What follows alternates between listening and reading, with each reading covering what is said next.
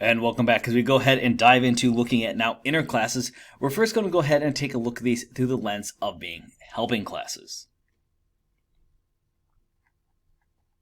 So inner classes are classes that we're going to actually define within other classes. And one of the most useful applications of inner classes we've already mentioned is to be used as a helping class. There are two big advantages for us to have inner classes. First, because they are defined within a class, they can be used to make the outer class much more self-contained, and more self-contained than it otherwise would be if we didn't have the inner class there. Second, the inner outer class methods then have access to each other's private methods and private instant variables. So if you want to think about it, it's almost like a way to kind of get around some of the limitations of things like derived classes. So let's explore inner and outer classes just a little bit more here. So if we want to define an inner class, it's pretty straightforward. So an inner class definition can be done as follows. So we have public outer class, and then inside of it we have a private class inner class. Then we can, of course, declare the instance variables and methods of that inner class. And then we close out that with the curly bracket. And then we have our declarations of the outer class instance variables and methods. So if we look at the outline, you'll notice that the class includes the inner class, and then we have an outer class. So our definition of the inner class, or classes, because we can have more than one, need not necessarily be the first item of that outer class, but it is a good idea to kind of place it either first or last so that it becomes easy to find. In fact, many times when you have an inner class, it will be one of the first items in that class structure. Now, the inner class need not be private. However, in this case that we're looking at, we're going to stick with assuming that it's a private class. And then, of course, we'll look at other modifiers besides private at a later point.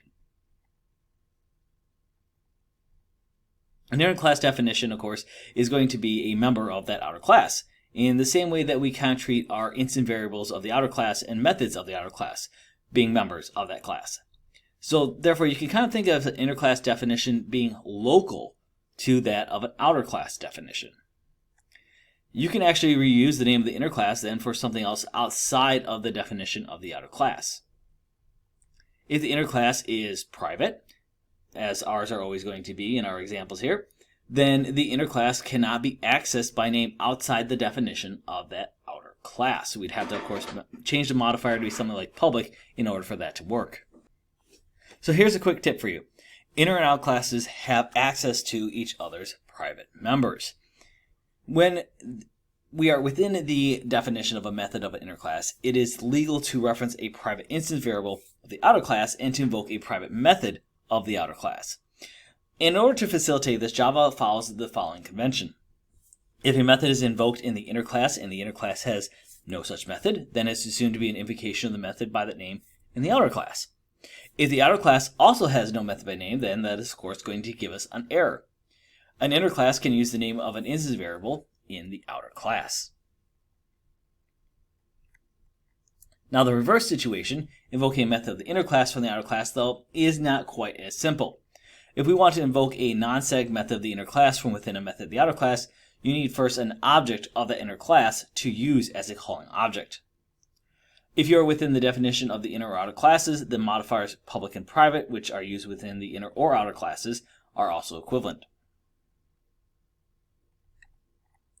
These sorts of invocation and variable references that cross between the inner and outer classes can sometimes get a little confusing. So it's the best kind of idea for us, especially since we're learning this concept for the first time, that such invocations and variable references to such cases are going to be clear and straightforward. It's very easy to kind of tie our code into metaphorical knots and get confused if you get carried away with this sort of thing, not having a good foundational understanding of how we can carry through inner and outer. So we're going to look at this with an example with the bank account class. So bank account contains a simplified bank account program with an inner class for the amounts of money. The bank account class uses values of type string to obtain or return amounts of money, such as the amount of a deposit or the answer to a query for the account balance. However, inside the class, it stores amounts of money as values of type money, which is an inner class. Values of type money are not stored as strings, which would be difficult to do arithmetic on, nor are they stored as values of type double, which would allow round-off errors that would not be acceptable in banking transactions, because you don't want those round-off errors. You want them to be as precise as possible. Instead, the class money stores that amount of money as two integers, one for the dollars and one for the cents. In a real banking program, the class money might have a larger collection of methods, such as methods to do addition, subtraction, compute percentages. However, we're going to keep it simple here, and we're only going to have the method for adding amount of money to the calling object. The outer class bank account would also have much more methods in a real class, but again, we're going to only look at methods that are going to handle the depositing of the amount of money and attaining the account balance. Now, when we actually go look at this, you'll see that the class money is a private inner class of the class bank account. So the class money cannot be used outside of that class bank account. Public inner classes, of course, we'll discuss later on, and there is some subtleties involved in how we would use them. Now, because the class money is local to the class bank account, the name money can be used for the name of another class outside the class bank account. This would be true even if we were to take money and turn it into a public inner class. Now, we have made the instant variables in the class money, for example, private, because we are again following kind of our conventions for class types here. However, for the use within the outer class, and a private inner class cannot be used anywhere else, there's really kind of no difference here for our private and public or other member modifiers.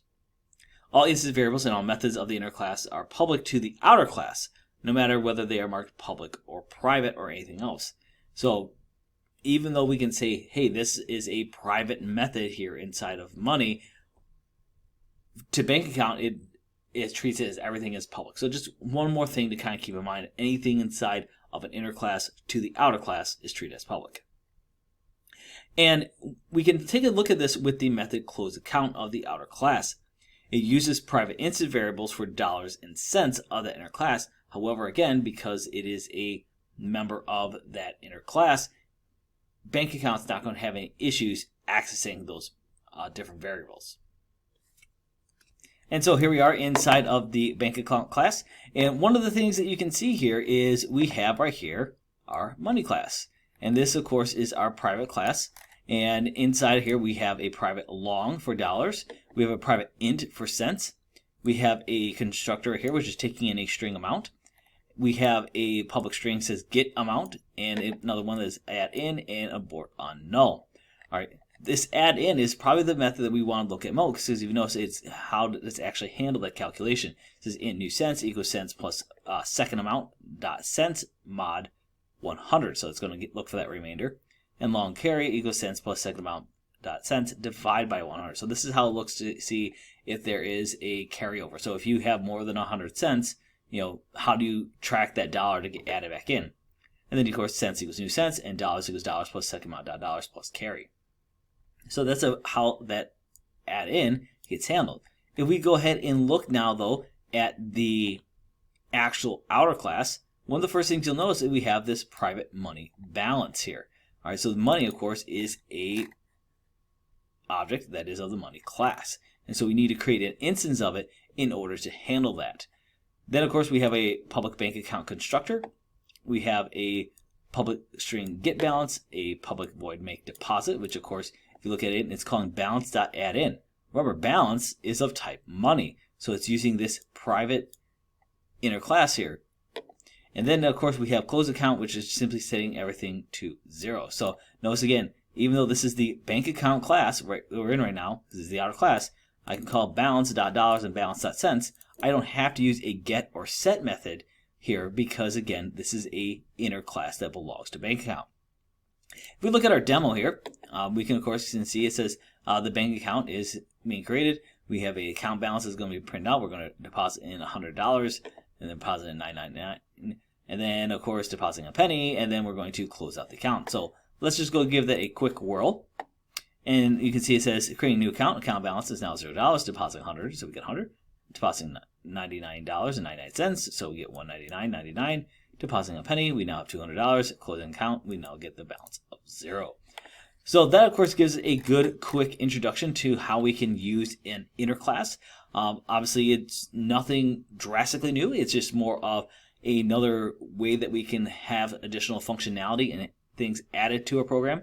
However, this is not the only thing that we can use inner class for. Obviously, we can see here it's used as a helping class, but inner classes can be used in other methods as well, as we're going to dive into in our future lessons.